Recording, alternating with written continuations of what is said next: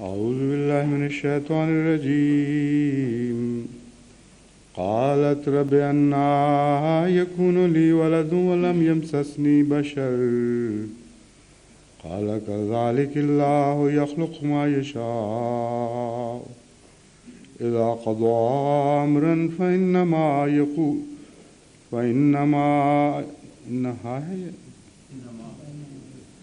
إذا قضى أمرا فإنما يقول له كن فيكون ويعلمه الكتاب والحكمة والتوراة والإنجيل ورسولا إلى بني إسرائيل أني قد جئتكم بآية من ربكم أني أخلق لكم من الطين كهيئة الطير فأنفخ فيه فيكون طيرا بإذن الله وأبرئ الأكمه والأبرص وأحيي الموتى بإذن الله وأنبئكم بما تأكلون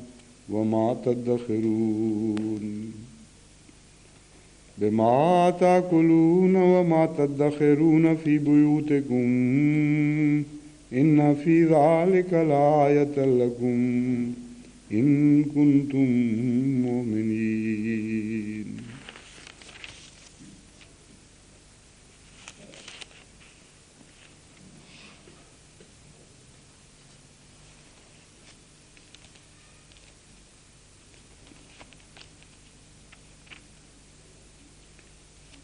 I think we have already commented on this verse 48, haven't we? You answer? Hmm? What? The wording of 48 I don't recall. Don't recall, all right. Okay. Right.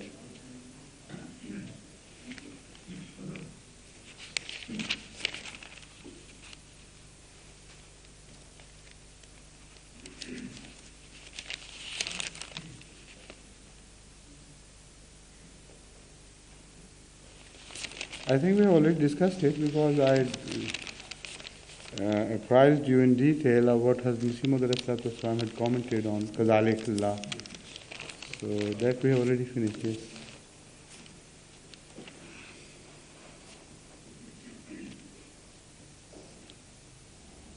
So I'll read the translation from وَيُعَلِّمُهُ الْكِتَابَ وَالْحِكْمَةَ وَالتَّوْرَاةَ وَالْإِنْجِيلَ, and he will teach him the book and the wisdom and the Torah and the Gospel, and will send him as a messenger to the children of Israel with the message, I come to you with a sign from your Lord, which is that I will fashion out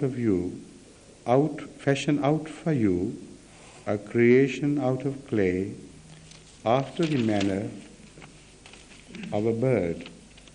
Then I'll breathe into it a new spirit, and it will become a soaring being by the command of Allah, and I'll heal the night blind and the lepers, and I'll quicken the dead by command of Allah, and I'll announce to you what you will eat and yet what you will store up in your houses. Surely there is a sign for you if you are believers.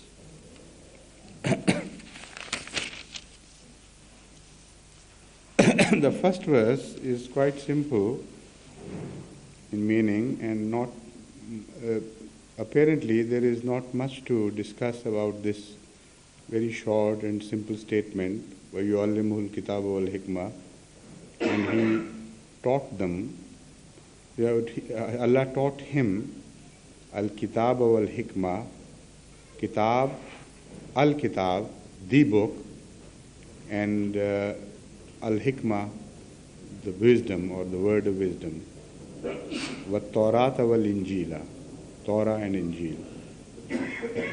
But the first part of this short statement has been intriguing the commentators for some reasons. First of all, as far as we know, the book of Israelites, which was also binding on Jesus Christ, peace be upon him, as he belonged to the Sharia, to the law of Moses, is called Torah. And the explanatory and not only explanatory, but in some ways additional wisdom was given to Hazrat Isa, Jesus Christ, peace be upon him. And his personal revelations are contained in books which are known as Injil. Though all of the Injil is not the revelation of God to Jesus Christ, peace be upon him, it is collected in the form of traditions as known to us. And as best we can think of is of Hadith Qudsi, in which a traditionist or narrator relates that he heard something from Hazrat Rasul Akram, the founder of Islam, peace be upon him, which carried a portion of Wahi or a message entirely from God, which is not found in the Quran, but which was attributed to God by Hazrat Rasul Kareem sallallahu alaihi wasallam. That tradition it is called Hadith Qudsi, and the wording of Hadith Qudsi is the wording mostly of the narrator. Sometimes he tells us in quote unquote that this was the message exactly of Rasulullah sallallahu alaihi wasallam and here it ended and so on. But apart from that, a message is given sometimes in his own words or as best as he remembers in quote unquote. This is very similar to the compilation of the Injil as known to us from the Christian sources. Nobody, I think, can claim that entirely all the words were the revealed words, because they differ from apostle to apostle, and it's impossible for God to have said one thing to Jesus Christ and in the way it was described there, and should have described it differently completely to some other person. But anyway, there are so many reasons we can put forward to our claim that the position of Injil is very similar to the traditions known to us as Ahadith Qudsi, the traditions which carry messages of God to Ahmad sallallahu alaihi wasallam. Now, all this is understandable, but why has Allah said, يُعَلِّمُهُ الْكِتَابَ وَالْحِكْمَةِ?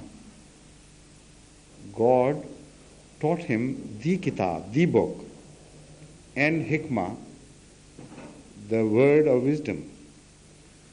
In the Holy Quran, we find reference to this in Surah Jummah and in a few other surahs, where Ahmad sallallahu alaihi wasallam is described to give, to teach people al-kitab and al-hikmah. For instance, in Surah Jummah it is said, Yu'allim, the very wordings are, Yu'allimuhumul kitaba wal hikmah. He would teach them the book and the word of wisdom. Now, if this is the book which is referred to here, which is also referred to in case of Ahmad sallallahu alaihi wasallam, then it makes the situation very intriguing. And why this was mentioned earlier, why the book was taught to Jesus Christ, peace be upon him, and the hikmah, which was taught to people through the agency of Ahmad sallallahu alaihi wasallam. If not, then what does al-kitab mean here? If you search far and wide in the Islamic terminology, in the Holy Quran as well as in the traditions, you will find that al-kitab always carries a special message and has a special connotation of a book revealed by God, particularly a book of law is referred to as al-kitab. So this is why all the people of Torah and Injil to put together are referred to in the Holy Quran as Ahlul Kitab, the people of the book. And elsewhere in the Holy Quran, wherever you will read Al-Kitab, it will always have the connotation of the book, not just any book, or not just the art of writing or reading. So this is a very complex situation. Let's see how the various scholars have tackled it.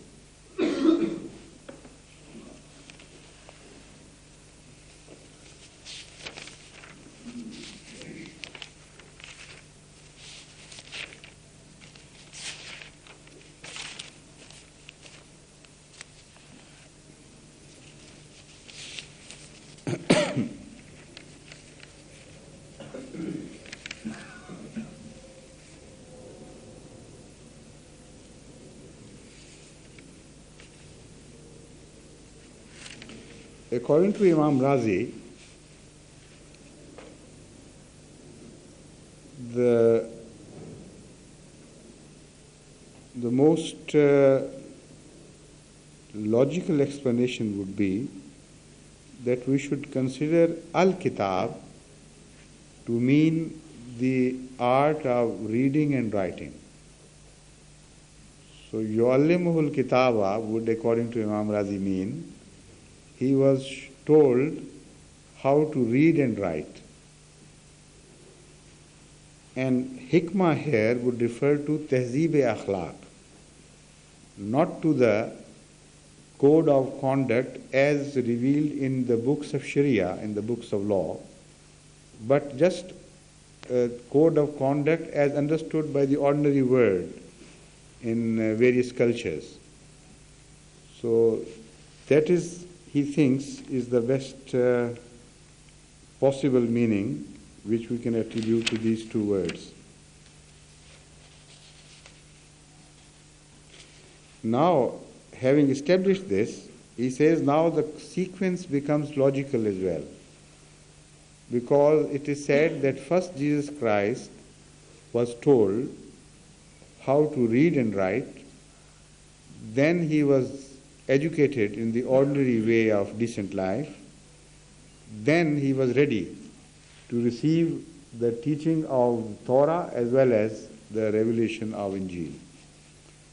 While on the contrary, all those who offer this explanation also believe that Jesus Christ was given the book, that is Injil in his case, much before he could read and write, when an ordinary child could hardly speak.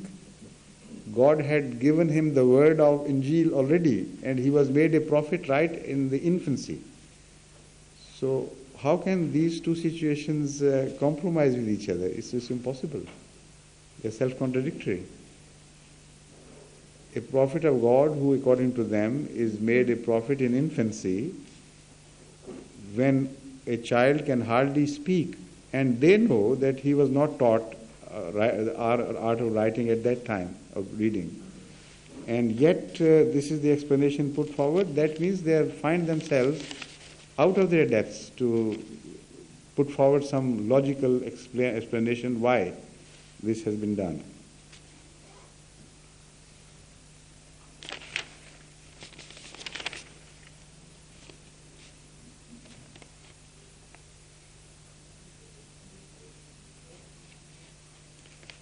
Hazrat Muslim Maud has come out with the suggestion that perhaps they are mutabadil, al-kitab wal-hikmah are the alternatives of at-Torah wal-Injil.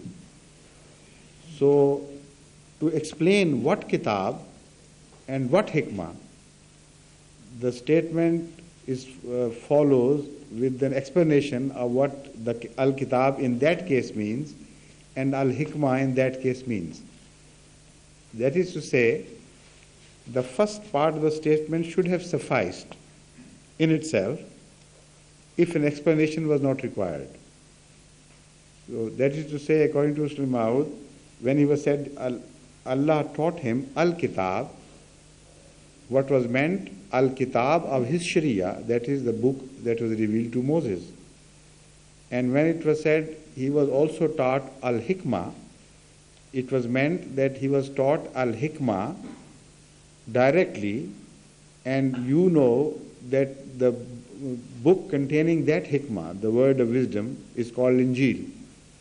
So it is explained immediately that by Al-Kitab we mean Al-Torah, and by Al-Hikmah we mean Al-Injil. Now this is a very interesting explanation which is not found elsewhere in the earlier commentaries.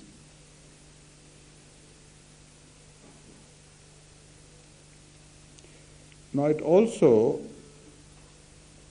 raises another question, whether the prophets are taught by other people or not. In case of Jesus Christ, peace be upon him, the word here refers the work of teaching to God. And most scholars today believe that a prophet is never taught, even an ordinary thing, by any man on earth. Whatever he is taught directly by God. Now this is something which has no support from the Holy Quran or from the traditions of the Holy Prophet of Islam, peace be upon him, or from any other holy book. But this is such a deeply established common notion that most of the non-Ahmadi scholars present Ahmadis with this problem, that if you expect us to believe in the authenticity of Hazrat Masih Maud as even as a subordinate prophet as you claim, the difficulty would be that you know and you admit that he was taught in his early childhood by ordinary people. Arabic grammar and a few words of Persian, etc. All that was taught to him by scholars which he himself has written in his book Kitab al-Buriya in detail. So they say the prophets are never taught. In case of Jesus, in case of other prophets, we don't find any mention about any prophet having been taught by anybody. But in case of Jesus Christ, if Al-Kitab means the art of writing and reading, then it is referred directly to God. Now, if this proposition is correct, then the problem would be that in all cases, all the prophets which are to be would-be prophets, either they are to be expected to be totally ignorant until the prophecy is revealed, given to them, or whenever they were taught directly by God, then people should have noticed something was happening very, very, very strange and queer. And there was a boy who would never go to a school or to a teacher, but of himself he is learning the art of writing and reading. So that is a fact which could not have been ignored or omitted by the historians. But never in any religious history would you come across such an event described, that a would-be claimant had this background of learning directly from God. But apart from that, we have a positive hadith from Hazrat Sallallahu Alaihi Wasallam, which is of a nature which can also be described as Hadith-e-Qudsi, because whenever Rasul Akram Sallallahu Alaihi Wasallam spoke of things unknown pertaining to the past, he could never utter a single word on that subject without having received an intimation from God. This is the claim of the Holy Quran, Ma yantiqu anil hawa in huwa illa wahyu yuha. He never says anything from his own self. Whatever he says, he speaks on the authority of Wahi. Now, if that information is definitely carried in the Holy Quran, then we can see that that is what he is referring to. If it is not mentioned in the Holy Quran, we have no way out but to believe that this was a Hadith-e-Qudsi, that is to say, a revelation was made to him by God, and on the basis of that revelation, he is telling us something. So in Bukhari, Al-Juz Sani, Kitab Badul Khalq, we have a tradition whereby it is said that Hazrat sallallahu alaihi wasallam told his companions, "Iskana biha ahlu abayati minhum, wa shabbal ghulamo, wa ta'allam al-arabiyyata minhum." That Hazrat Ismail, he is referring to Hazrat Ismail.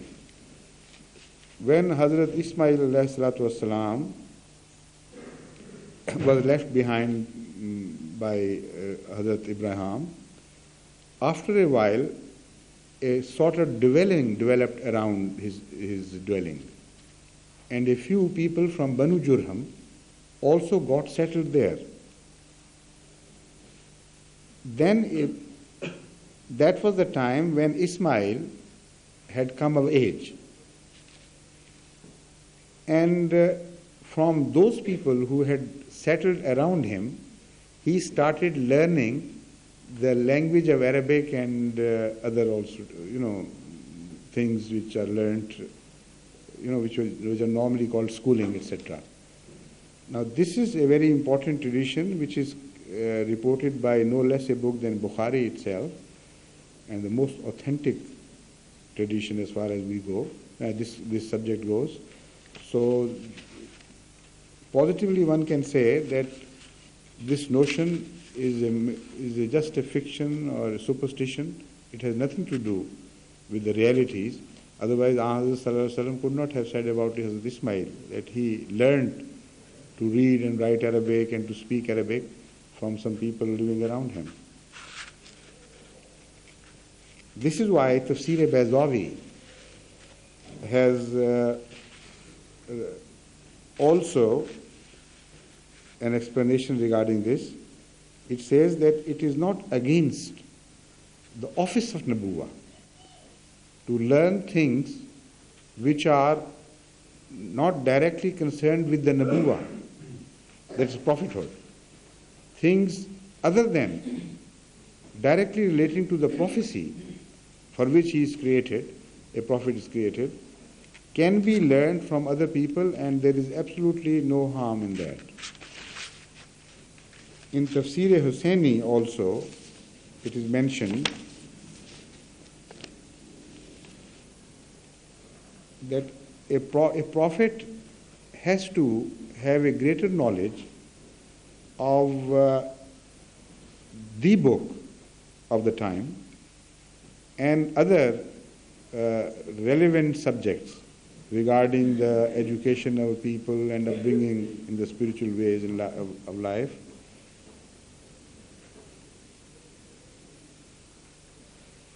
Such knowledge is always taught to him by God. But any knowledge apart from this, that is to say ordinary worldly knowledge, can be learned from others, and this is not against the concept of Nabuwa. So although here it is said, يُعَلِّمُهُ الْكِتَابَ وَالْحِكْمَةِ, that God taught him, that doesn't mean that it is a general rule that all prophets are taught directly by God the art of reading and writing. And secondly, it is not established at all that Al-Kitaba wal-Hikmah refer to ordinary lessons of ABC and the way how to read and write, because this is just a conjecture and a view, and a very far-fetched view for that matter. Because we know from the history of Jesus Christ, as preserved by the authentic sources of Christianity and Judaism as well, that in the childhood he was never taught the art of writing and reading directly by God. It is nowhere claimed at all. So this is extending it too far. And the only problem he was facing was that it is mentioned before Al-Torah and Al-Injil. Now another possibility which comes to one's mind is that Jesus Christ was to have two appearances. One in Shariat-e-Musawi, the law of Moses, and the other in Shariat-e-Muhammadiyah, There is the law revealed to Hazrat Muhammad Mustafa sallallahu alaihi wasallam. On that there are no two opinions. The difference is only whether the same person would pay a return visit to this world, or it would be somebody in his name, in his character. But he would be given the same title of Masih and also Ibn Maryam. This is very important because he is referred to even in the second advent as Masih Isa ibn Maryam in these very words by Ahmad sallallahu alaihi wasallam. So that would be the title given to him by God even in the second appearance. And he would definitely be taught the book, that is the Holy Quran, and the wisdom, that is the word of wisdom by way of explanation of the Holy Quran, which we find in Sunnah, by God himself. Not just the art of reading and writing, but the truth and the wisdom and the true teaching of the Holy Quran and the true meaning of the Holy Quran.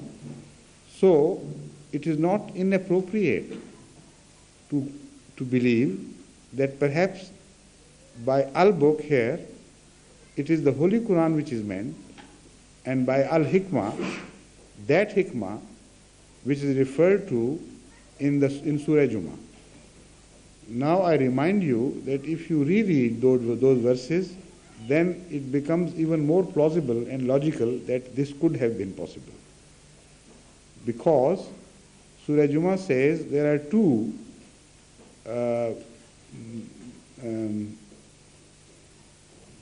advents of the Holy Prophet of Islam.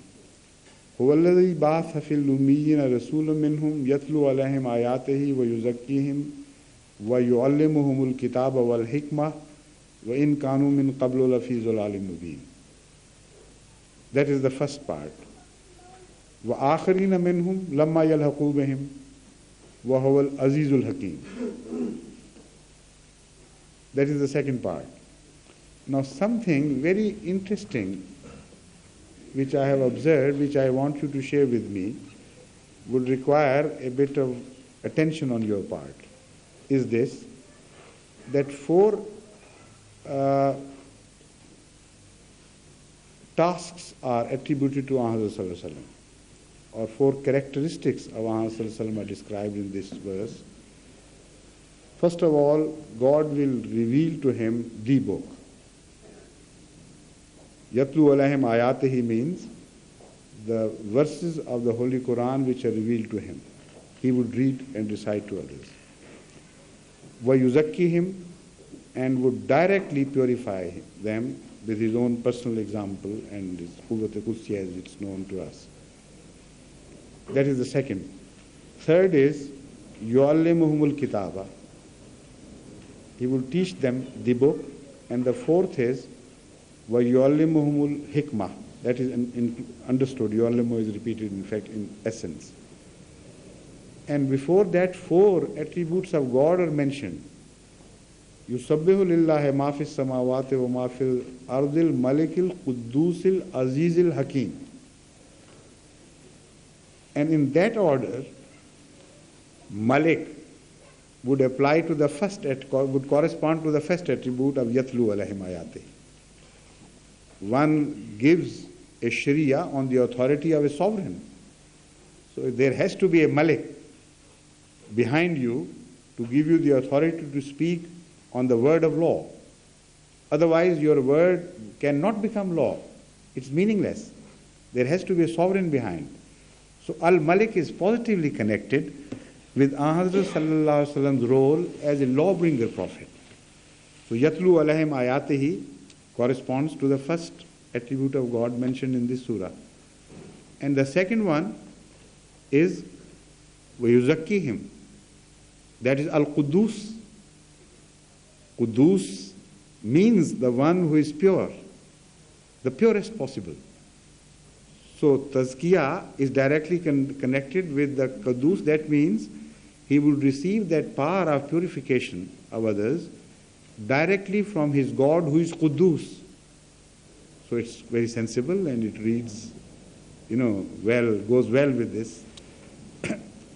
The two others are left, Aziz and Hakim.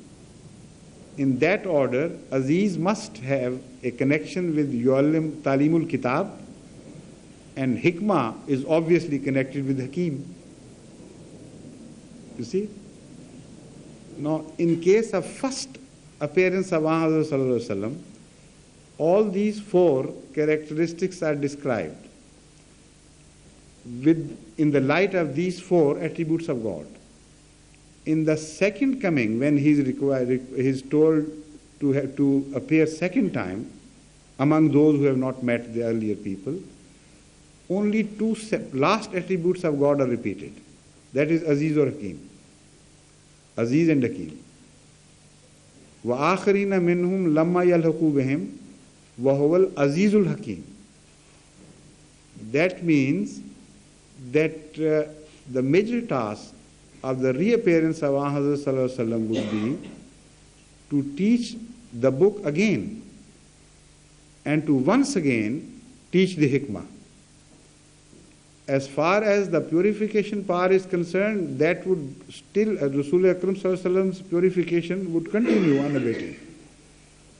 Whoever would be purified directly by his influence of purification. And the book would remain also the same. What would happen again would be somebody in his footsteps would come to reteach the book and to re-point out to the wisdom contained in that book. So Talim-e-Kitab and Hikmah is connected with the second advent of Muhammad Sallallahu Alaihi Wasallam, which beyond doubt is the advent of Jesus Christ, peace be upon him, as referred to and understood in the Holy Quran and traditions of the Holy Prophet of Islam. So if only that part is repeated in case of Jesus Christ, it may carry a seed of his future reappearance. That is to say, potentially, the same person carrying the title was to reappear in Islam, and this time he was to be taught al-book, al-kitab, al-book I said, the book, and the hikmah. And as I established in the first point, the main problem which we face with regards to the explanation of these words is that nowhere in the Holy Quran it refers to ordinary tehzeeb or ordinary reading and writing. Al-Kitab always carries a very special meaning of the book. And when the Holy Quran opens with the statement, Zalik al-Kitab, la rayba fihi, all the Muslim scholars agree that this Al-Kitab in reality means the book, the Holy Quran. So this is the first is mentioned, it may be a potential mention. A prophecy is made in this mention, in fact. Why it is mentioned earlier? Because the first Jesus Christ was taught At-Torah and Al-Injil. He himself in person was not taught the book and the hikmah. So why it is brought earlier? Because of in preference of respect and authority. Sometimes it happens. Instead of following chronological order, you sometimes choose the order of respect. So because the book is the ultimate book, and the hikmah, that is the hikmah revealed to Muhammad Sallallahu Alaihi Wasallam and through him to us, is the ultimate hikmah. So that is mentioned first, and the Torah and the Injil are mentioned later. Now this is what I personally believe is a satisfying explanation. But it is not essential for everybody to agree. If somebody should insist that no, this is not possible because he was referred here in his first advent, not in the second advent, and it's out of place to say, then I believe the only logical explanation is that put forward by Hazrat Muslim Maud, which reads sense and for which you do not have to go deeper into a sort of mystic thinking like I have gone in this case. Such explanations as I have offered require a sort of delving deeper into the realities of truth, where you can identify yourself with the truth as such that these small objections do not matter anymore to you.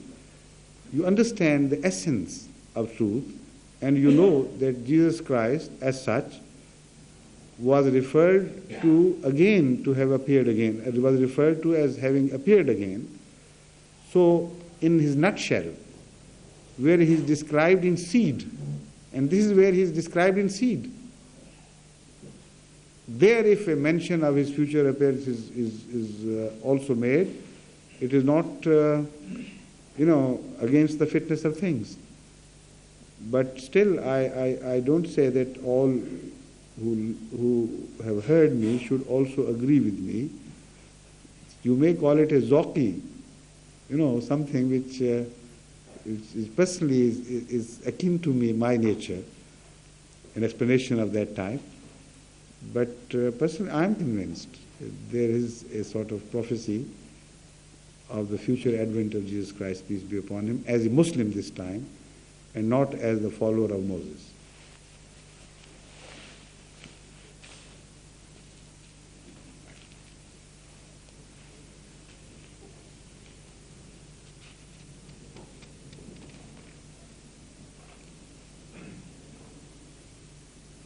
Now, this reads sense when you read the functions attributed to him by Rasul Kareem Sallallahu Alaihi Wasallam. He is Hakam Adal, he would sit and decide between their disputes regarding the book and the underlying philosophy. So all the task which is attributed to Jesus Christ, he cannot achieve unless God directly teaches him the book and the hikmah. No, that is the most important feature of this, why I am so convinced. And we know that Hazrat Masih Maud was taught the Holy Quran and the tradition, in this sense, directly. Before he was raised as, like a commissioned officer to address the people, a mamur, as we know it, as according to Islamic terminology, or before he was told that he was Jesus Christ, peace be upon him. Before revelation of God, his own understanding of the Holy Quran was not perfect. In the sense that about Jesus Christ's ascent to heaven, although he had been a great lover of the Holy Quran right from his childhood, he had recited the Holy Quran for thousands of times, yet it never struck him that the Holy Quran clearly declares the death of Jesus Christ and speaks against his bodily ascension. So innocently, by himself, when he was educated by his own efforts, although as an intelligent person he could reach deeper truth than other ordinary people would, but there is a world of difference between his understanding of the Holy Quran after he was commissioned by God from the period when he was not yet commissioned.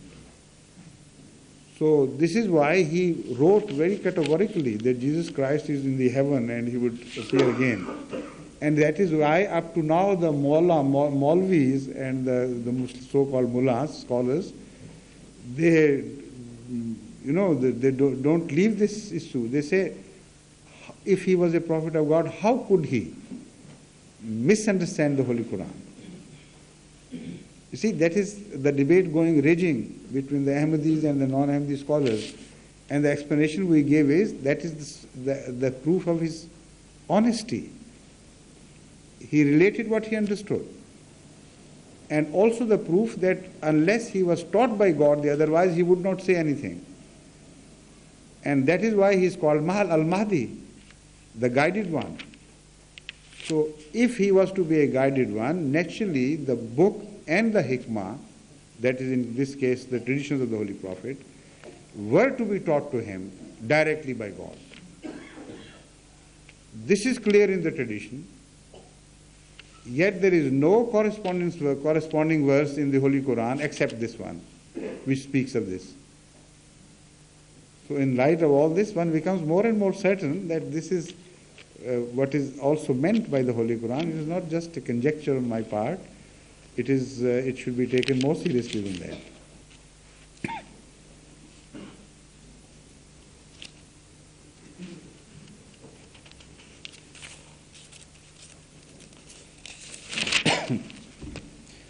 Now we enter the most controversial verse regarding the characteristics of Jesus Christ, peace be upon him. وَرَسُولًا إِلَى بَنِي إِسْرَائِيلَ. That is the first statement. He was a prophet and a messenger of God to the children of Israel. The Ahmadis say that if he was, according to this declaration, a messenger to the children of Israel, if he descends from heaven and begins to function as a prophet of God in Ummat-e-Muhammadiyah and deliver his message to us, how shall we treat this verse of the Holy Quran? This would be pulling us in another direction, and Jesus would be pulling us in another direction. He would say, you have to believe me and follow me, because I have been sent to you this time, through Ummat-e-Muhammadiyah this time.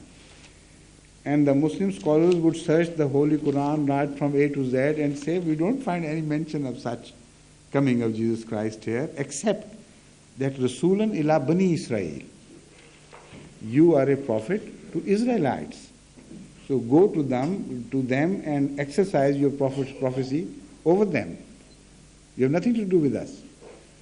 So this is a dilemma which they face, and then they counterattack by some dilemmas which we face in the following parts of the same verse. And there they say, Anni, it is attributed to him, he says, Anni akhluqu lakum min at-tini ka hayati at-tayri. I will, or I do, create birds out of mud and out of mire for you. According to the non-Ahmadi explanation or the translation, directly from clay I fashion birds. فَأَنْفُخُ فِيهِ فَيَكُونُ تَيْرًا بِإِذْنِ اللَّهِ. Then I breathe into them and they become real fluttering flying birds made out of clay just by breathing into them. But a word of apology is added, بِإِذْنِ اللَّهِ. That I do, of course, with the word of God, not directly. The Ahmadis believe that physical making of birds is not even remotely mentioned here.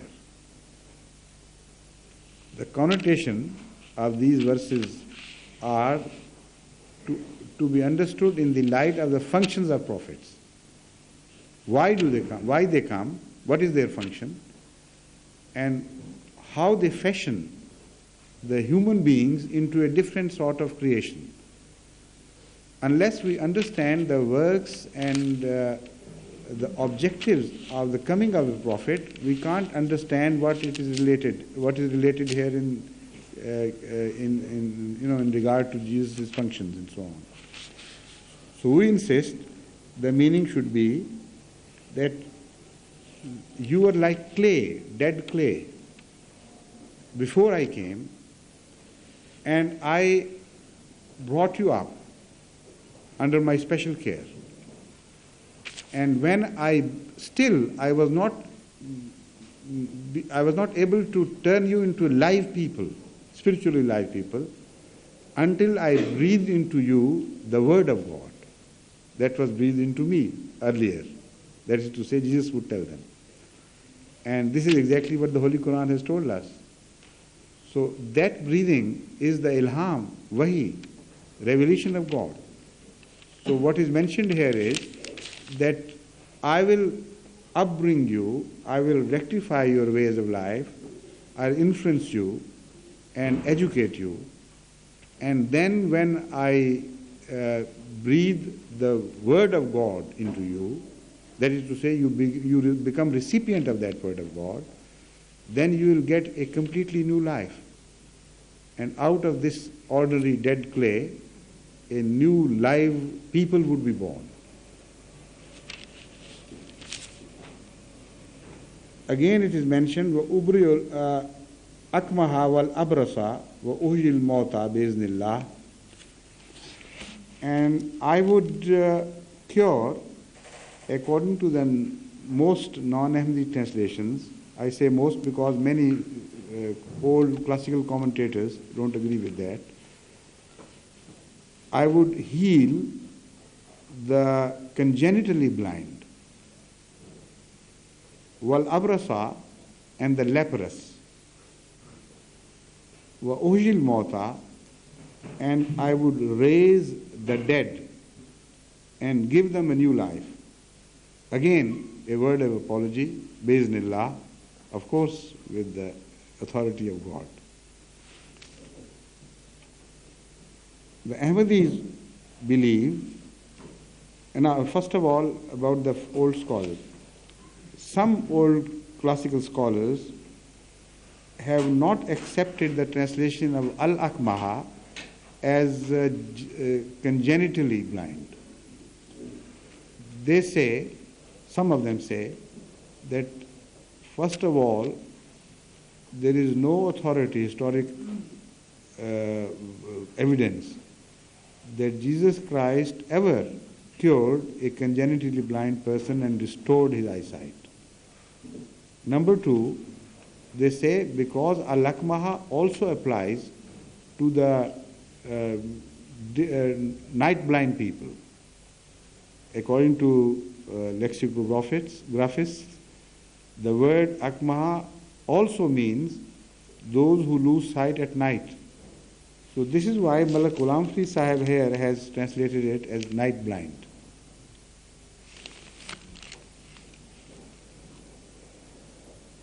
Wal abrasa, and the leprous. But there also the other classical scholars say that abras may not necessarily mean the leprous, the leper, but it also means leukoderma, is it called? The burst, yes. Those who suffer from an ordinary disease of leukoderma. So they say this should be the meaning. But again, the debate between Ahmadis and non-Ahmadis is not on this issue. So even if Malak Sahib translates it with a milder word, instead of saying he promised them I would cure the congenital blind, he says he promised, Malak Sahib says he promised them that he would cure the night blind. Still it does not serve our purpose at all. Because as far as Ahmadi position is concerned, we believe that this is not a literal expression at all. This is a metaphorical expression. There it would be better if we had translated it as congenitally blind.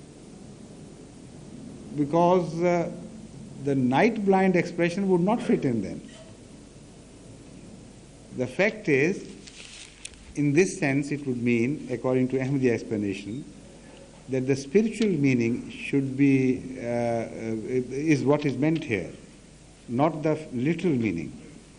And what Jesus Christ promised was that those who are blind right from their, from their birth, that is to say their forefathers were also blind. They could not see the light of the day. Not the light, the vision at night, but they could not see the light of the day. I have come and I have restored your eyesight, and out of you I have chosen a few people, and under my influence they have begun to see things, heavenly things. So the restoration of the eyesight is the spiritual eyesight, not the physical eyesight. Secondly, as far as abras is concerned, leprous would be a better translation, because spiritually those people who are deeply diseased and most heinously diseased are likened to lepers. Hazrat Masih Maud ﷺ has also mentioned in some of his books the phenomenon of spiritual leprosy. And he describes it as a disease whereby when something good happens to people, you are pained, you don't like it. And when something bad happens to others, then you rejoice and enjoy it. This is the leprosy of soul, according to Hazrat Masih Maud ﷺ. This is what is described in the Holy Quran vis-a-vis the opponents of all prophets. When something good comes their way, they are they're extremely angry and uneasy about it. They don't like it at all. They're grieved. And when something untoward happens to the prophets and their followers, then they rejoice, and that is, they are very happy. So in the light of Hazrat Masih Maud ﷺ's explanation of spiritual leprosy, these verses of the Holy Quran are now better understood. And this verse particularly is understood better because now we know what Jesus Christ had in mind was his opponents who were leprous in the soul. If anything bad happened to Jesus and his followers, they rejoiced. If anything good happened to them, they felt as if they were stricken by a heavenly bolt.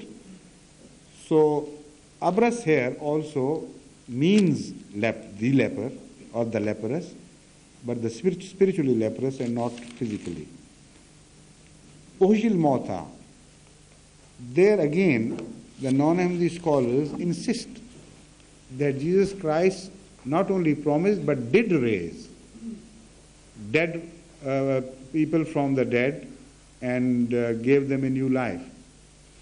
So about all this, I will read a few passages, or if not passages, I will quote from some earlier authorities the way they have described these old incidents as they declare to be historical incidents of Jesus Christ doing all these things.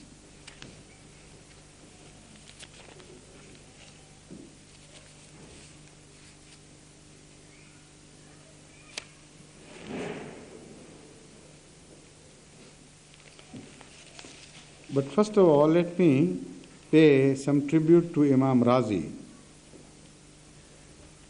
who says that akhluqo should not be translated in the same sense as God, as when this word is referred to God, because he says it's against the declaration of the Holy Quran, Tabarakallahu ahsanul khaliqeen.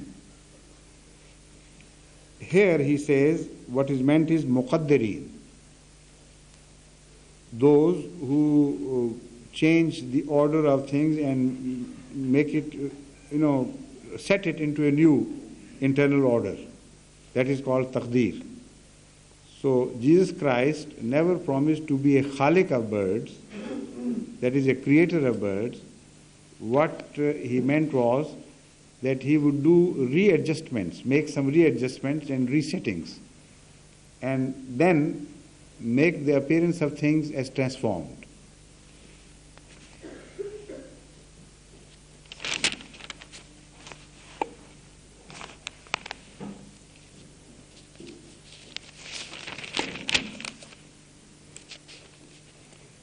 Also, it's pointed out that the word khalaq is also used for iftira and concoction and lies and fabrications.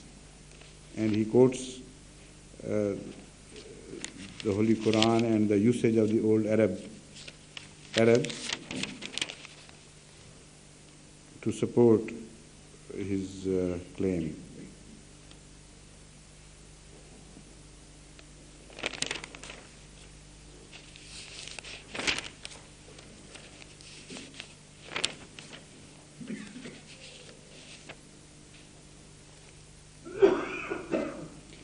Also, Abu Abdullah Basri has taken this stance that the word khaliq, at least in this verse, must be translated in a way that the Jesus Christ's work should be made distinctly apart from the work of God when that is to say under the same word Khalik.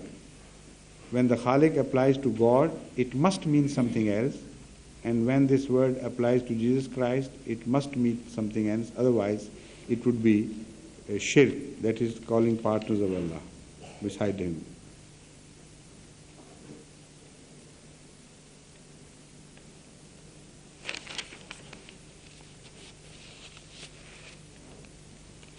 Now begin the various reports which are not quoted.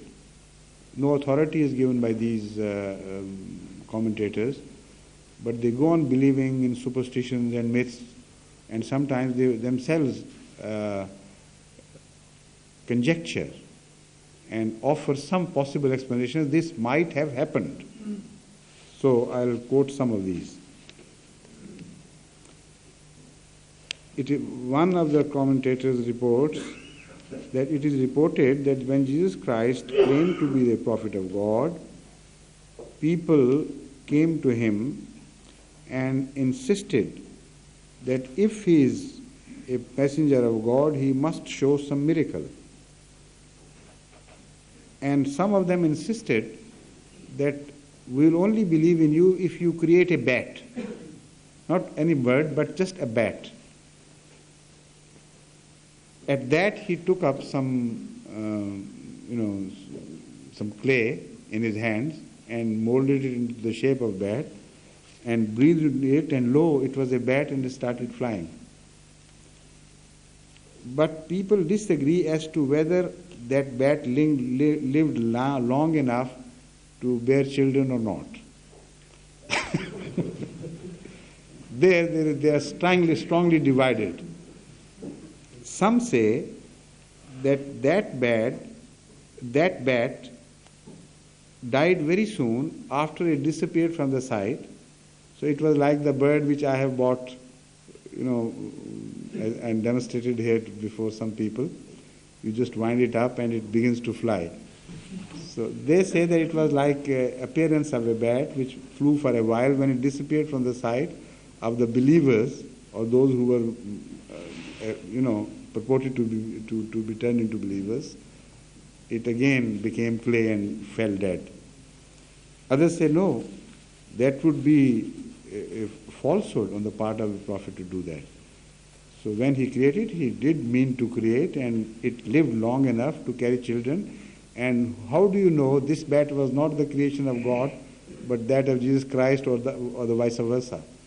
So it's all got mixed up. Some of the bats which we find today are the progeny of the creation of Jesus Christ, peace be upon him.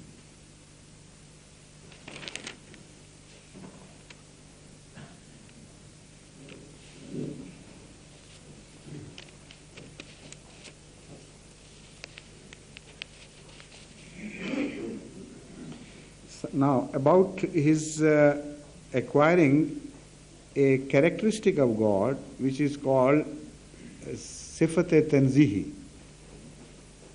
Creation is understood to be a characteristic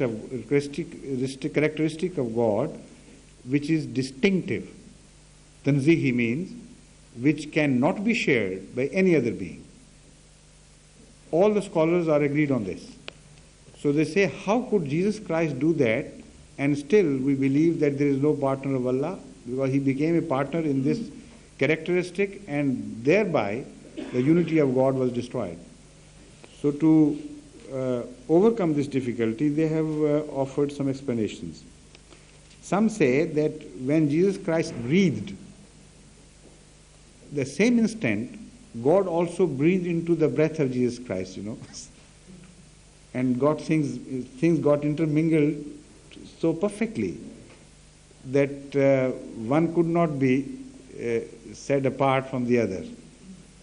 So that is why it was not the breath of Jesus, but the breath of God, or the quality imparted, let's say, to that breath, which created the wonder, and the breath of Jesus was just a sort of carrier of that quality.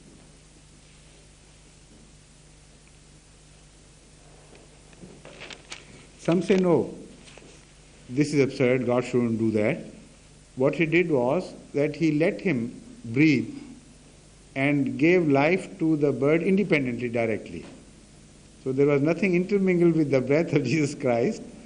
Like sometimes you call a child to lift a table which is too heavy for him or her, and from the other side you quietly lift it and he thinks, he has lifted it.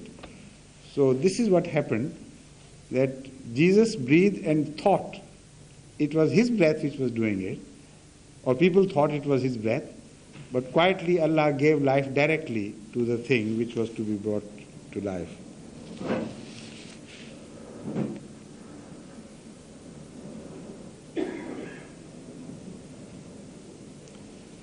Allama Razi again takes a very strong position on this and says that whatever this explanation, if you begin to entertain such explanations, then these explanations will be in direct contradiction with the verses of the Holy Quran such as Alladhi khalaqal mawta wal hayata.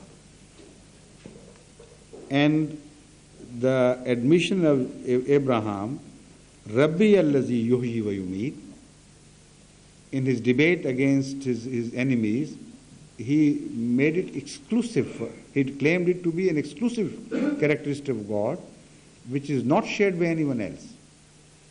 So if God does these things, as far as the observing eye is concerned, at least they would have a right to believe that people other than God also created, because as far as their sight is concerned, they would see life breathed into people by human beings, not directly by God.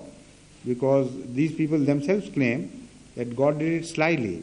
As far as the observers was concerned, they saw Jesus Christ doing it.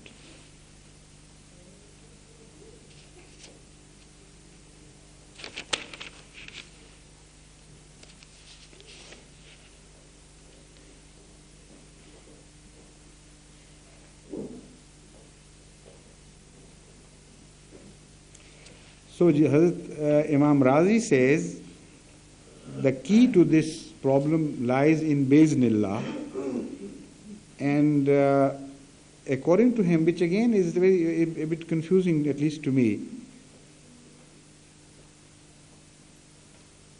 Iznillah means that he did it by God doing it, by expressing the word, by uttering the word kun as he does. So Biznillah means apparently I do it, but I have nothing to do with this phenomenon at all, anything. I have nothing to do with it directly. God does it, and I'm there, to one of the observers like you are. So that sort of thing is satisfying to Hazrat Imam Razi, because he simply can't bring himself up to believe that anybody can share the power of creation even remotely with God, like other Muslim scholars believe. So he said, what was the task of Jesus Christ was simply to mold the clay into the shape of a bird, which any human being can do. You see? Anybody can do this, good or bad. So he did it, and after that he receded into an observer position. And then God directly breathed, not through his breath, directly breathed into that and gave it a life. This is the acceptable concept according to Imam Razi. But then, how would you explain when I shape it and when I breathe into it? These words become, just simply can't reconcile with this explanation.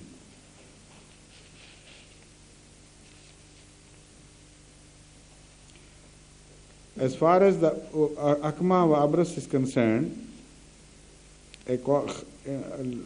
one of the scholars, Khalil, who is one of the greatest scholars on Arabic dictionary and lexicography, and Nahv. Khalil is Nahvi, isn't he? Or Sarfi? Imam Sahib, you remember? Anybody remembers? Where does Khalil excel? Either he excelled in Nahv, as I remember, or in Sarf. But he is one of the last words in Arabic grammar. Khalil and Sibwat, these are the two biggest names known to Arabic students.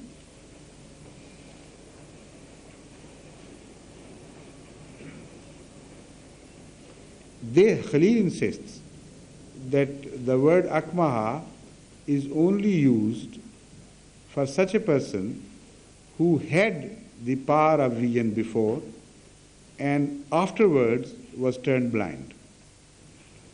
So that is to say, in this respect, if this is the meaning to be accepted by us, the meaning would be that Jesus Christ said, although previously you could see the light, you are a people who inherited a religion, and by you it would mean their forefathers. At a time you could see these things, but with the passage of time, unfortunately, you lost the sight of spiritual vision. So I would restore that vision to you. Mujahid, on the contrary, says that it only means the night blind.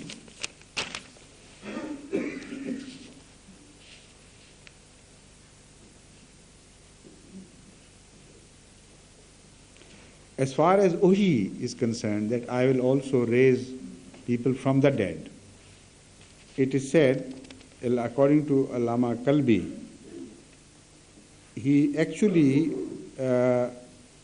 raised the dead to the living, or raised the living from the dead, by saying, Ya Hayyu Ya Qayyum.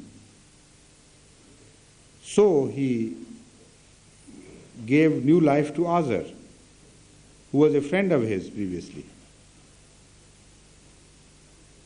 Similarly, according to Kalbi, he raised Sam bin Nuh, the son of Noah. No, and you can imagine how long before Jesus Christ he was dead. From his grave, as if that grave was already existing in those areas. And he said, O Sam, and lo, he came out of his grave, a live person. So, according to Kalbi, an old woman had lost a young son. He passed by, Jesus Christ passed by, and in this case, he didn't call him directly, but prayed to God to give him a new life, and suddenly he was revived.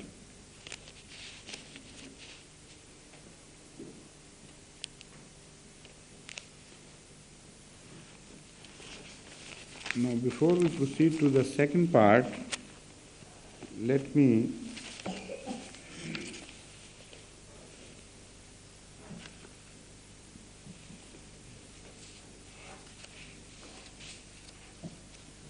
quote another verse of the Holy Quran,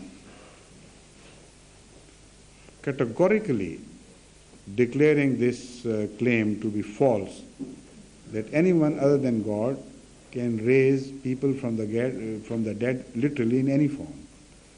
Because this verse poses a challenge to the idolaters and says, Allahul Lazi khalaqakum thumma razaqakum thumma yumitukum thumma yuhyikum hal min shurakaikum man yafalu min zalikum min shay. Subhanahu wa ta'ala amma yushrikun. It is God alone who created you, then who provided for you, then He it is who would kill you, who would make you die, and He it is who would raise you from the dead. Is there one of those whom you call partners with Allah who can do any of these things? Even in the smallest degree, min shayn. Subhanahu wa ta'ala amma yushrikun.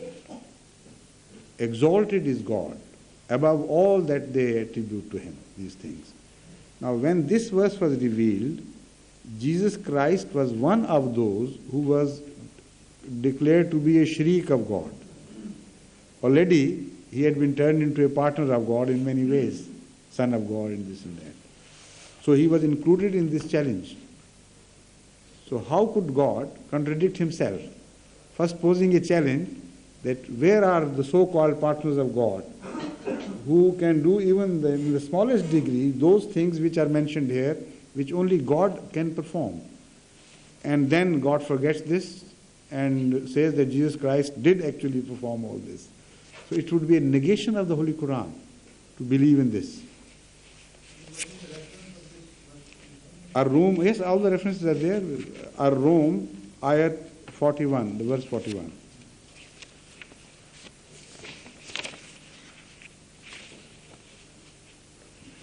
So there are other verses, but this is, I think, the most important and most decisive. Moreover,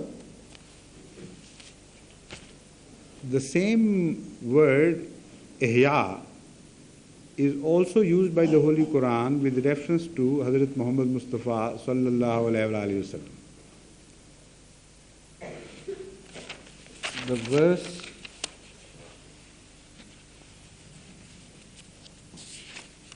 you remember that verse? Lema yuhikum, with the previous part, the first part. Istajibu lillahi walil rasule iza da'akum lima yuhikum. Ya ayyuhallazina amanu istajibu lillahi walil rasule iza da'akum lima yuhikum. That, O you who believe, respond to the Prophet of God when he calls you towards himself to raise you from the dead. Yuhyi, to give you life. Now here, no Muslim scholar translates this word to mean literal life, while the same word yuhyi is used about Jesus Christ, and there they insist here what is meant is the literal life. Now this is the most decisive verse. It is a religious jargon which is used here. And the word yuhyi in reference to Rasul Akram Sallallahu Alaihi Wasallam clinches the issue for us once and for all. That describes that when a prophet is mentioned to raise from the dead, this is the meaning. And no other meaning should be acceptable to you. Because the maximum, this word could apply with the maximum intensity, logically, to the greatest of prophets. Otherwise, it would be illogical that it should apply with the least intensity to the greatest of prophets and the maximum intensity to the comparatively prophet of smaller order.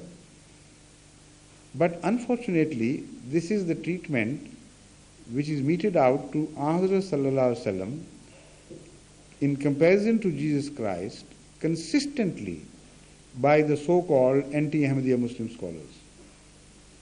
They always choose the very best meaning in their opinion, what the very best is, for Jesus Christ, and comparatively lowly placed meaning for Ahmad Sallallahu Alaihi Wasallam. Not only in life but also in death. When it is said about Jesus Christ, Mal Masihu ibn Maryam illa Rasul, qad khalat min qablahi rusul. They say it means, when it is said about somebody, it means people before him have died, but he will not die. Or that khalat means he will just pass away bodily, and it doesn't mean death. But when the same expression is used about Ahmad Sallallahu Alaihi Wasallam as Ma Muhammadun illa Rasul, qad khalat min qablahi rusul, they completely reverse their position here, and they say it means literal death. It means no other prophet prior to you has ever lived, so you will also die. And here they also quietly suggest that when it is said no other prophet prior to you, it means except Jesus Christ. What love that is? I'm surprised. So the Ahmadis always attribute the very best of the meanings, not only to Hazrat Sallallahu Alaihi Wasallam, but to all the prophets. But the story doesn't end here. Another word is common between Hazrat Sallallahu Alaihi Wasallam and Hazrat Isa Alayhi Salatu Wasalam.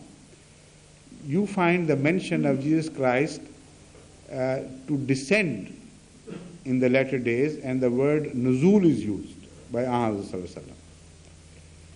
And the non-Ahmadi scholars insist that because every time God speaks of Jesus Christ in literal terms, in the very best terms, so we cannot accept any meaning other than the literal descent from heaven, bodily descent from heaven. And what authority have you got to insist that here not the bodily descent but the spiritual descent is mentioned? So they say Hadith has made the matter very clear to us. When Rasul Kareem Sallallahu Alaihi Wasallam says he would descend in the word nuzul, this is the meaning they say. So he would descend bodily. And when the Holy Quran says about Ahmad Sallallahu Alaihi Wasallam, Zikr Rasula,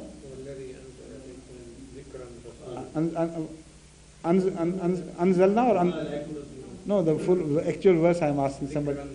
That I know, Zikr Rasula, but the word first is Anzala or Anzalna? Anzalna, I think, but this is why I am not quoting, because I am not very certain. Anybody who remembers this verse? Anzalna. Anzalna ilaykum. Yes, read it from the Quran, please. Anzalallah, that's right. Qad anzalallahu ilaykum zikra rasula yatlu alaykum ayati. God has verily made a prophet of Allah to descend under the same word nuzul, who is a personified remembrance of God, zikr rasula. And he reads to you the verses from the Holy Quran. Obviously, the Holy Prophet is mentioned personally. And the word nuzul is again used by the Holy Quran about his coming to us. But the non-Ahmadi scholars insist, no, not the very best meaning, of course. When we can have a secondary meaning, why not that, So as far as Jesus is concerned, nuzul must be translated as bodily, physical descent. And when Rasul Kareem Sallallahu Alaihi Wasallam is meant, we should try to find some other ways and means to describe the process of his coming. So that is what I meant, that everything goes topsy-turvy with them. Here the simple statement is a metaphorical statement. Meanings can be attributed to this statement only which befit the mention of prophets, which corresponds to the functions of prophets. Prophets always come to revive people spiritually. They always come to cure people of their spiritual diseases. As far as the ordinary diseases are concerned, even non-prophets are known even also on the authority of New Testament to have healed people of their physical ailments exactly as Jesus Christ is attributed to have healed.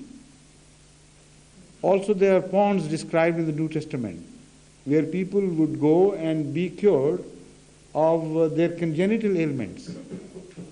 So what is the distinctive feature between an ordinary healer, or a spiritual healer for that matter, and a prophet, if the spiritual healing in the sense of religious healing is not meant? Again, as far as the claims are concerned, these claims are made everywhere, and even taller claims are made by followers of other prophets, and even Muslim scholars have extended claims beyond those claims which are attributed to Jesus Christ, peace be upon him. So all that is myth. It is no reality. In fact, when people become distorted, they have greater emphasis. They consider materialism to be greater than spiritualism. So their emphasis always shifts from spiritual meaning to the literal meaning, because that becomes much more important in their eyes. They become materialist in their approach and attitude. This is why whenever the religions decay, the transfer from the spiritual to the material is observed as a historical phenomenon. There is no change in that. This is why later on in the history of Islam, the same things happen and start creeping into the Muslim history, which were unthinkable at the time of Hazrat Sallallahu Alaihi Wasallam. I quote from Guldasta-e-Karamat, a book pertaining to the reports of miraculous doings or miraculous achievements of holy Muslim saints. On page 2930, it is reported about Sayyid Abdul Qadir Jilani, of course a very great Muslim saint, no doubt about it.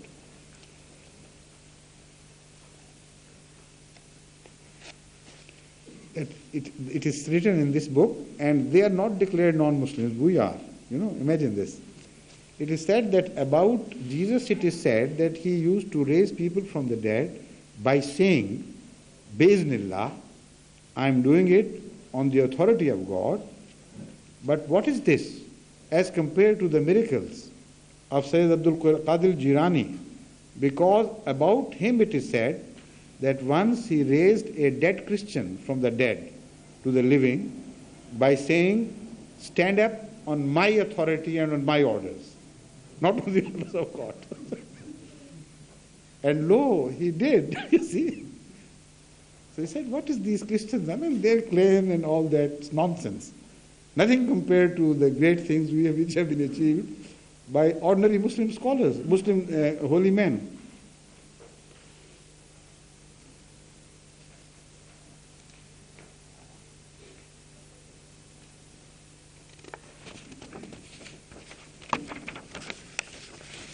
Then it is said, a very old lady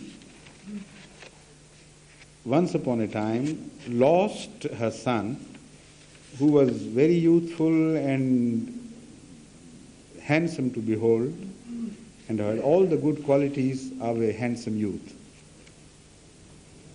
And that happened on the return journey from a marriage party when he was along with the mother, bringing the newlywed wife from a village across the river back to their village, which occurred on the other side of the river. So when the boat was passing through the river, it capsized, and all except this old lady got drowned. The child, the youth, as well as his wife and all the party, etc. So the lady made a custom to regularly visit each morning that site where this boat had capsized, and to wail over the loss and to remember, to weep in the memory and cry in the memory of her dear son. Hazrat Abdul Qadir Jilani once was passing by, and he observed her doing this and asked her the reason of her wailing and so on. So she described to him all that had happened.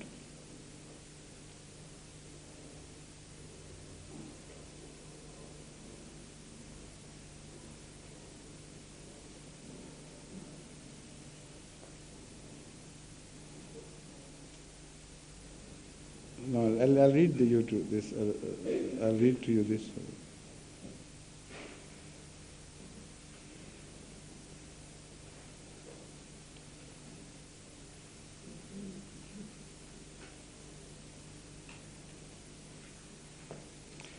So when Hazrat Imam Rabbani, Hazrat Abdul Qadir Jilani, pitied this lady, he started, Naz wa Nakhra with Allah, in the sense that he started, like a beloved.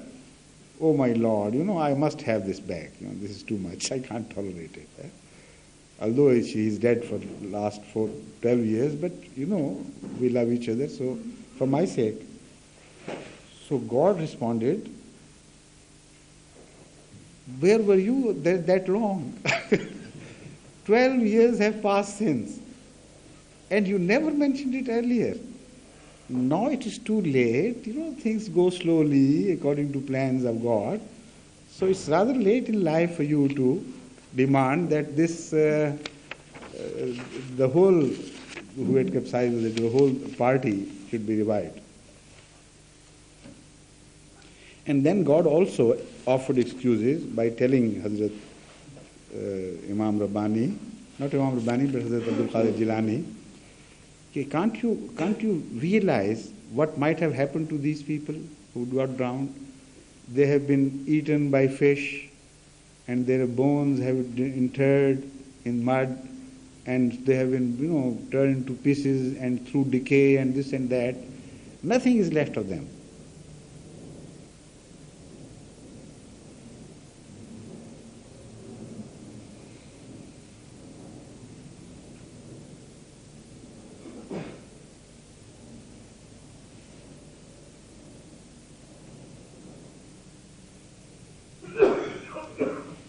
It's a beautiful description as to what happened then. God kept on describing all the passage of time and the decay process, etc., what might have happened. And he stood adamant, no, I must have him back. And then suddenly, in certain mood, he cried in a manner, oh, no, I must have. That, lo and behold, that the river threw up the same boat exactly as it was 12 years ago. And not only that boy, which was begged for whom the life was begged, but all the people in that boat came out alive exactly as they were 12 years ago. And they say, look at the Mehboob Rabbani, look at our leader who was so beloved of God.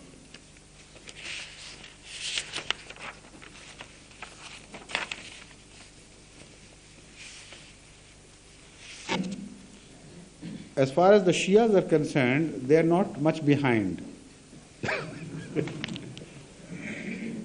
It is reported in Uyunul Mujizat that once Hazrat Ali Raziyallahu Ta'ala anhu, that is a miracle of Hazrat Ali, was sleeping, resting his head in the lap of Hazrat Sallallahu Alaihi Wasallam.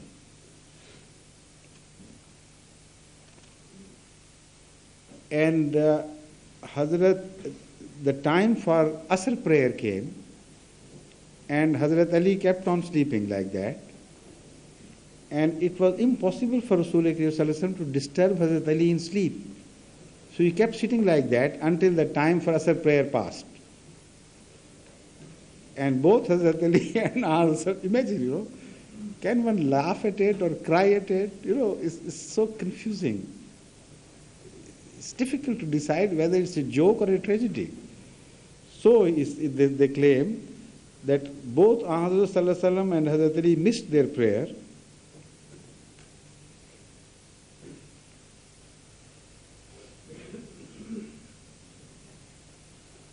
When Hazrat Ali woke up, then Hazrat Sallallahu Alaihi Wasallam said, O God, return the sun to its original place because Ali was sleeping in submission to your will. Even his sleep at that time, he was not violating a law of Sharia, because whatever Ali did was according to the will of Allah. So Rasulullah, instead of saying that my prayer is lost, he said because Ali was, even at that time, under your desire and under your will, so for his sake return the sun back to its original place. So suddenly the sun turned all the way back, and it was again the Asr time.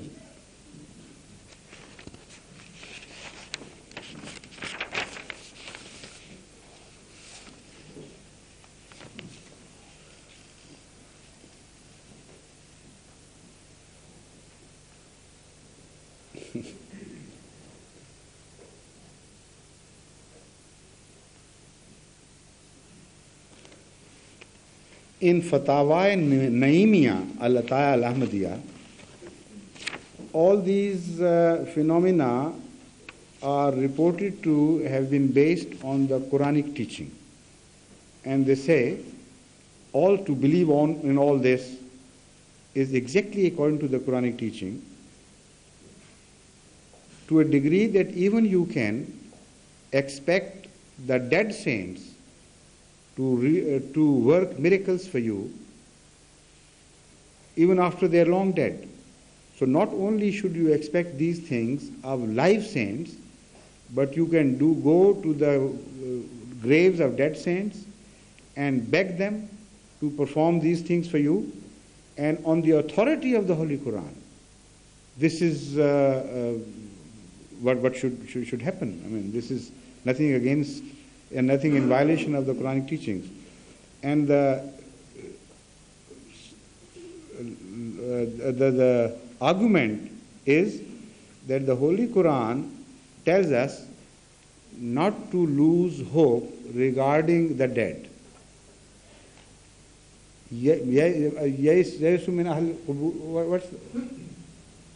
What's that verse? Min Ahl al-Qubur, you know, that verse exactly I don't remember, but to that verse he is referring. It is said that you should not lose hope of forgiveness of Allah regarding the dead, or something of that to that effect is described in the Holy Quran, or perhaps maybe, as far as I remember now, it is said about the non-believers that they lose hope about the dead. And there, the meaning is not this which I said earlier, because I had a different verse in mind. The verse here which I remember now is this, that don't be like non-believers, you know, who don't believe in the life after death. So they believe that the dead are lost forever and they can never be revived. This is the meaning. Yes, can you quote from the Holy Quran, the exact verse?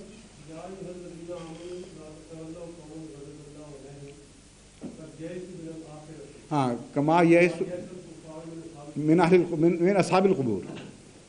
Yesu min al-akhirati kama. Again, read it, please.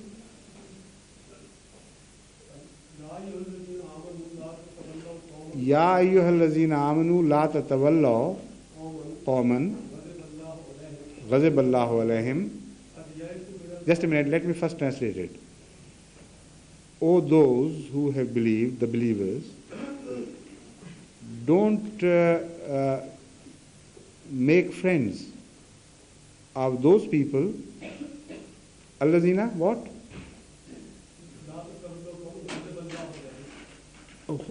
On whom Allah has shown His wrath. Those who have been declared enemies of God, whom Allah has positively rejected as wrongdoers. Don't be friendly to these people when you don't belong to them and they don't belong to you. This is the first part of the statement. The second, they are the people who do not believe in the hereafter. Yesu means they have lost hope in the hereafter, in the sense that they don't believe in it. Kama yasal kuffaro min ashabil qubur, like the non-believers are generally hopeless about the revival of the dead. I mean, in the first instant, the day of resurrection is mentioned. In the second part of the verse, the belief in the revival of the dead in any form is discussed. So this is the verse to which this gentleman is referring. And basing on his argument on this, he says, because the non-believers do it, so the converse it should be true of the believers. They should not lose hope in the miraculous powers. That is the meaning of they have now ascribed to this verse. The miraculous powers of the dead saints. So you can go to the dead and seek help of the dead for any needs or requirements you may have. All these are Pakka Muslims, according to the Constitution of Pakistan. True believers, and all these are permitted Hajj. And the Saudi Arabian authorities don't find any objection against permitting these idolaters, so obvious and evidently idolatrous people, to perform Hajj, while the Holy Quran, whatever the meaning of that verse, has only ordained that the idolatrous should not come close to go near to the Kaaba. The rest, whether they are Muslims or not mentioned at all. Only the idolatrous are prevented and access to Kaaba. And all these idolaters are good Muslims. They can go to Kaaba, they can perform their circuits and Hajj, etc., according to the Saudian authorities, because they are Muslims, of course. It is permissible in the Holy Quran to believe in all this hocus pocus, and the Ahmadis are not. Imagine, how people become distorted. In fact, one can't get distorted to such a degree. Everybody has a sense, a common sense. So I believe that, in fact, they have no foundation of belief at all. They have turned their religion into politics, and it's not the religious issues which they are deciding now.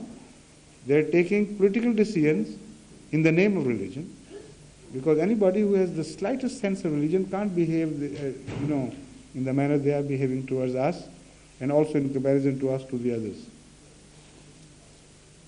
मैंने कहा आपने बताया नहीं कि about 2 o'clock. The stories were quite interesting though.